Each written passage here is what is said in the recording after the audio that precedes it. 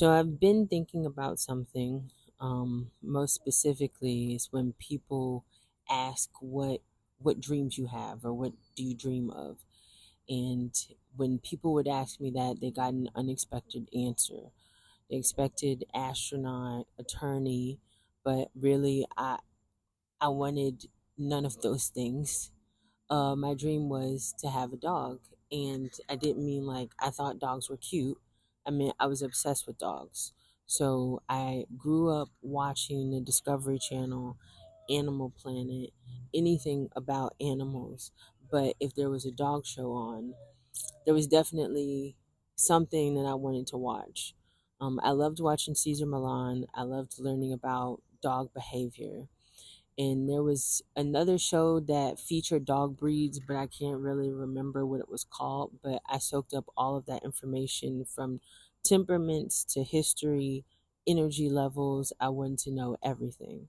And then looking back, I don't think I realized how unusual that probably was. One of my favorite places growing up was Barnes and Noble, and not because I was buying books. My mom used to tutor there, and while she was working, I disappear into the section with the dog breed books. And I would sit there and read encyclopedias about dog breeds for hours. I knew dogs that I had seen in real life, and then there were dogs that I had never seen before. I wanted to know what kind of personalities they tended to have. And looking back, I think I was just like studying for some part of my life on a different day. And when I was about 3 years old, a cousin of mine surprised me with a puppy. My mom did not know, and nobody asked her, but one day there was a puppy. And somehow she made it work. And this was the 90s, so there wasn't YouTube and endless blogs telling you exactly how to raise a puppy. So we were just figuring it out. And I mean, mostly her, because I was like 3. But unfortunately, the puppy was stolen, and I don't think I've ever really forgotten about that moment. My mom made a decision at that point. She said no more pets, not because she didn't like animals or because she wanted to punish us, but she couldn't watch us be heartbroken all over again. And especially me, because I got attached very quickly. So I spent most of my childhood wanting something that I couldn't have.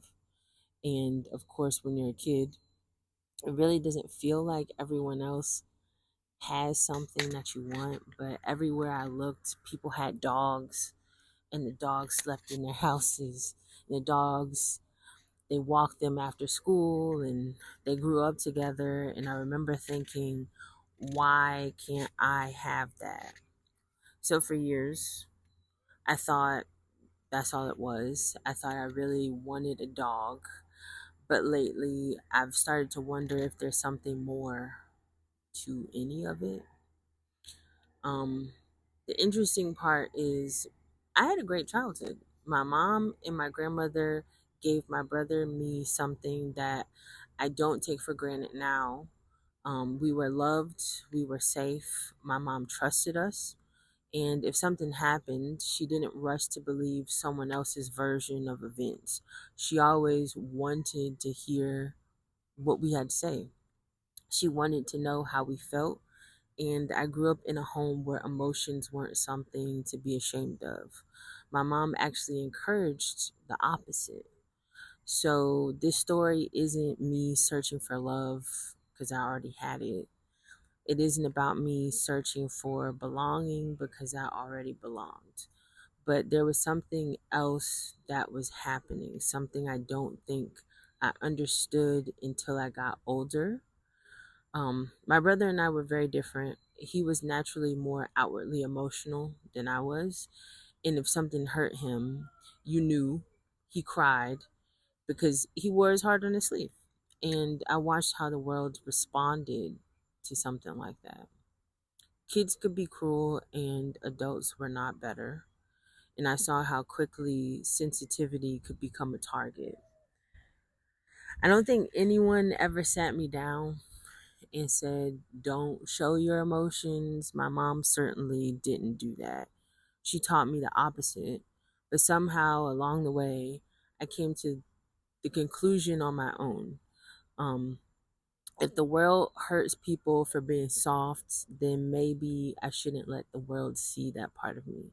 So I became the strong one. I was the older sister, so I was his protector and the one who kept herself together, and not because I naturally was, but I thought that's who I needed to be.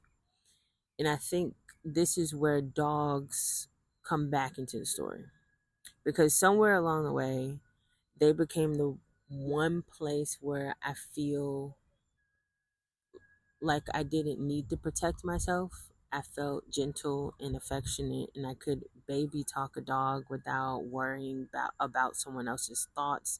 I could sit on the floor, I could wrap my arms around them, tell them I loved them, cried if I needed to, because dogs can't talk. Dogs can't judge me. They don't think less of you because you're emotional. They just love you back.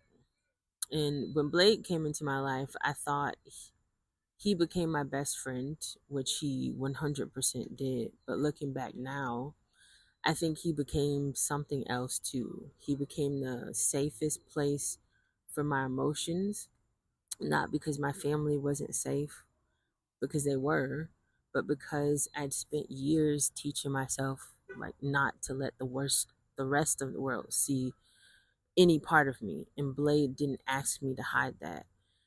He was probably the first place where I felt free not to. So maybe I was wrong all of those years, and 2 decades, and maybe I didn't just want a dog. Maybe I was looking for somewhere my heart could exist, and somehow I found that in four paws and a wagging tail.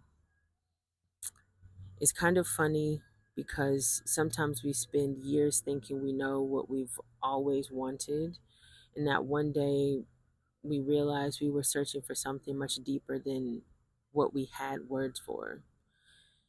Anyhow, who knows? But thanks for listening.